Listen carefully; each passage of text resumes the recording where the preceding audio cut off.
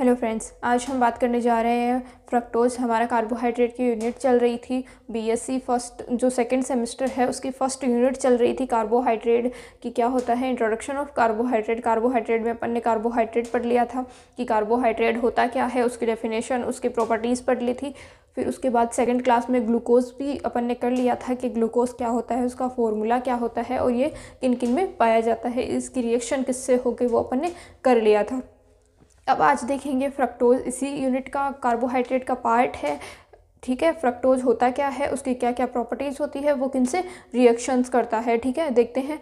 और लास्ट में अपन एमसीक्यूज़ देखेंगे, जो हम डेली की क्लास में क्या करते हैं, एमसीक्यूज़ करवाते हैं, क्योंकि कुछ बच्चों के पेपर जो क्या है ऑब्जेक्टिव आ रहे हैं और कुछ के डिस्क्रिप्टिव है। तो डिस्क्रिप्टिव के लिए अपन ने नोट्स बनाए हैं और ऑब्जेक्टिव के लिए भी लास्ट में अपन 10 या 15 मिनट क्या करते हैं, 10 से 20 क्वेश्चंस करते हैं। ठीक है, चलो देखते हैं आज फ्रक्टोज का मोलिकुलर फॉर्मूला क्या होता है, ये लिखा हुआ है और अपन ने फर्स्ट क्लास में भी देख लिया था कि फ्रक्टोज का मोलिकुलर फॉर्मूला होता क्या है। तो क्या होता है, C6H12O6। ठीक है, अब आगे देखते हैं फ्रक्टोज में कौन सी क्या पाया जाता है, कौन सा समूह है प्रेजेंट होता है। तो इसमें कीटोन समूह है प्रेजेंट होता है। और ग्लूकोज में क्या होता है, अपन ने बताया था क्या होता है ग्लूकोज में प्रेजेंट, एल्डिहाइड समूह है। ठीक है, जिसे एल्डोज कहा जाता है और फ्रक्टोज को कीटोज कहा जाता है। ऐसे एमसीक्यूज बन सकते हैं, यहाँ से छोटे छोटे क्वेश्चंस बन सकते हैं। ठीक है, नेक्स्ट देखते हैं अब फ्रक्टोज की प्रॉपर्टीज ऑफ फ्रक्टोज की प्रॉपर्टीज क्या है, इसकी विशेषताएं क्या है। फ्रक्टोज एक लीवो रोटेटरी कंपाउंड है। ठीक है,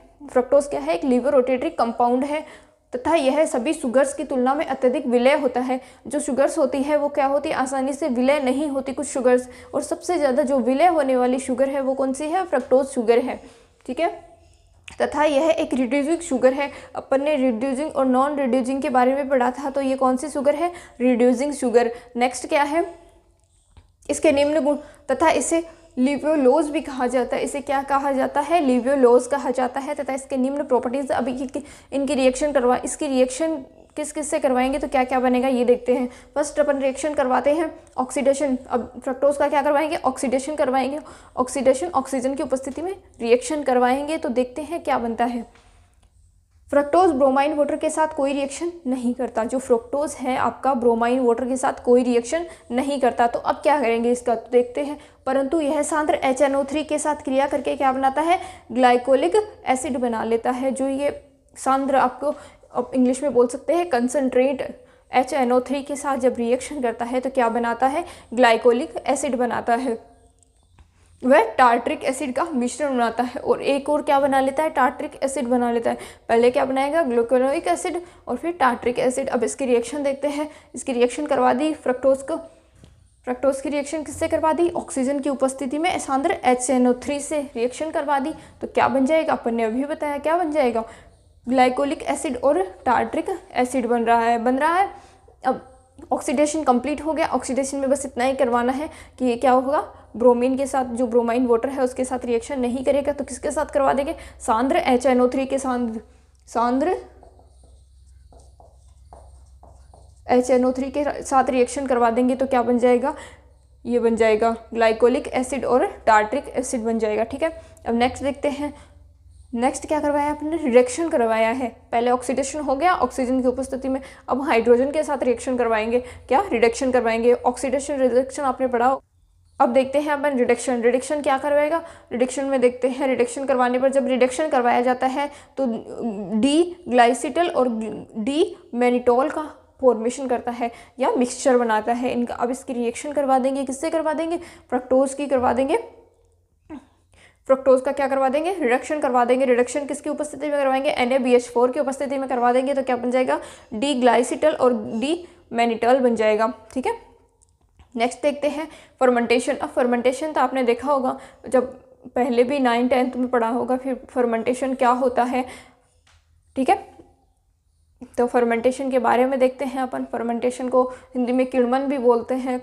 ठीक है, और फ्रक्टोज का फर्मेंटेशन करवाने पर एल्कोहल प्राप्त होता है। क्या प्राप्त हो जाएगा, एल्कोहल। अपन ने देखो छोटी क्लासों में पढ़ा होगा कि जब आपने कोई ऑक्सीजन से रिएक्शन, ऑक्सीजन की अनुपस्थिति में रिएक्शन करवाई और उससे क्या बन जाएगा, एल्कोहल बन जाएगा।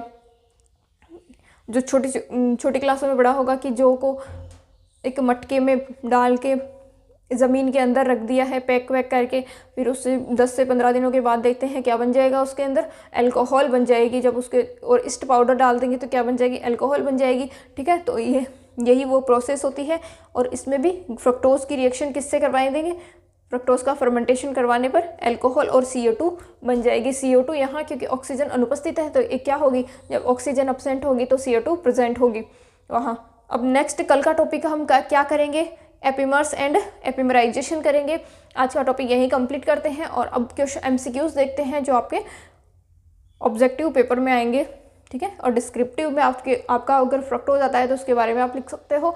और आगे अपना अगला टॉपिक है एपिमराइजेशन, इसी में है। तो नेक्स्ट टॉपिक देख, अभी अपना फर्स्ट क्वेश्चन देखते हैं। फर्स्ट क्वेश्चन क्या है, कार्बोहाइड्रेट जो मिरर दर्पण बनाने में काम में आता है, कौन सा कार्बोहाइड्रेट मिरर दर्पण बनाने में काम में आता है, ग्लूकोज आता है। ठीक है, ये अपन ने पहले भी पढ़ा था। नेक्स्ट क्या है, डाइसेकेराइड अब डाइसेकेराइड बताया था अपन ने कौन सा होता है, सुक्रोज होता है और सेलुलोज होता है। तो सुक्रोज का यहाँ सुक्रोज लिख सकते हैं। ठीक है, सुक्रोज लिखा हुआ है तो C12H22O11 इसका फॉर्मूला होता है। नेक्स्ट थर्ड क्वेश्चन देखते हैं। थर्ड क्वेश्चन क्या है, वह कार्बोहाइड्रेट जो नेचर में पाया जाता है, अपन ने ये भी करवाया था, मैंने जब बताया था कि क्या होता है कार्बोहाइड्रेट, वह कार्बोहाइड्रेट जो नेचर में सबसे ज़्यादा पाया जाने वाला वो कौन सा है, सेलुलोज है। ठीक है, नेक्स्ट क्वेश्चन देखते हैं। ग्लूकोज को जब फैलिक सॉल्यूशन के साथ गर्म करते हैं तो क्या बनता है, किसका रेड PPT बनता है, Cu2O का बनता है। ठीक है, फॉर्मूला ऑफ शुगर, तो फॉर्मूला ऑफ शुगर किसका, शुगर का फॉर्मूला क्या होता है, सुक्रोज, C12H22O11 सुक्रोज का फॉर्मूला होता है। ठीक है, 6 है, सबसे मीठी शुगर कौन सी होती है, सबसे मीठी शर्करा कौन सी होती है, बता दो, फ्रक्टोज होती है। फ्रूट शुगर, जो फ्रूट में जो शुगर प्रेजेंट होती है जिससे जो फ्रूट है वो क्या हो जाता है, मीठा हो जाता है, उससे कौन सी शुगर से प्रेजेंट होती है, उसमें कौन सी होती है, फ्रक्टोज शुगर। ठीक है, ये हो गया फ्रक्टोज शुगर। अब अपन ने बताया था जब कार्बोहाइड्रेट करवाया था कि कार्बोहाइड्रेट अपनी बॉडी के लिए क्या वर्क करता है, एनर्जी प्रदान करता है, अपनी बॉडी को एनर्जी प्रोवाइड करवाता है। ठीक है, ये कार्बोहाइड्रेट का वर्क हो गया। ग्रेन में कितने प्रतिशत स्टार्च होता है, कितने परसेंट जो ग्रेन होती है अनाजों में, कितने परसेंट जो का स्टार्च होता है वो कितने परसेंट होता है, 60 से 70% होता है। सोर्सेज ऑफ कार्बोहाइड्रेट के सोर्सेज आपको सभी को पता है, जो अपन खाते हैं उसमें क्या प्रेजेंट होता है, कार्बोहाइड्रेट प्रेजेंट होता है। फॉर एग्जांपल मिल्क हो गया, ब्रेड हो गई, पोटैटोस हो गए। ठीक है, कुछ एग्जांपल्स लिख रखे हैं यहाँ, सॉफ्ट ड्रिंक भी है, बीन्स भी है, अदर एक्सेट्रा, क्योंकि बहुत सारे होते हैं, सब में कार्बोहाइड्रेट प्रेजेंट होता है जो अपन खाते हैं। ठीक है, क्वेश्चन नंबर 11, पल्सेस, दालों में कितने परसेंट स्टार्च पाया जाता है, कितने परसेंट स्टार्च पाया जाता है, तो ये कितने परसेंट होता है, पहले यहाँ से क्वेश्चन बन सकता है 40 से 50%, 40 से 45% होता है या 50 भी हो सकता है। और यहाँ से सेकंड क्वेश्चन भी बन सकता है कि पल्सेस में कितने परसेंट स्टार्च पाया जाता है, सॉरी कार्बोहाइड्रेट स्टार्च का हो गया 40 से 45% और स्टार्च ये जो कार्बोहाइड्रेट वो कितना 60 से 65% होगा। ठीक है, ऐसे ही क्लास रोज़ देखने के लिए आप हमारे चैनल को सब्सक्राइब कर लीजिए और लाइक कीजिए ताकि हमें पता चल सके आपको समझ में आ रहा है या नहीं आ रहा है। अगर ये जो समझ में आ गया फ्रक्टोज का टॉपिक या फिर पहली 3 क्लासेस का जो टॉपिक समझ में आया है उसके नीचे कमेंट कर दीजिए ताकि हमें पता चलता रहे कि आपको समझ में आ रहा है। और इसी तरह की क्लास हम आपके लिए नोट्स लेकर आ सकें और ऑब्जेक्टिव क्वेश्चन साथ साथ करवा सकें। 100% गारंटी है कि आपके जो 15 मार्क्स हैं इस यूनिट से, कार्बोहाइड्रेट के यूनिट से, यही से क्वेश्चन रहेंगे जो हम ऑब्जेक्टिव क्वेश्चंस करवाएंगे और लास्ट तक एग्ज़ाम तक आते आते मैराथन करवाएंगे जिसमें ऑल यूनिट्स के सारे मॉडल पेपर सॉल्व करवाएंगे और क्वेश्चन सारे सॉल्व करवाएंगे। यहाँ से एक भी क्वेश्चन ऐसा नहीं रहेगा जो अलग से आ सकता है, सारे क्वेश्चन सॉल्व करते जाएंगे। ठीक है, थैंक यू।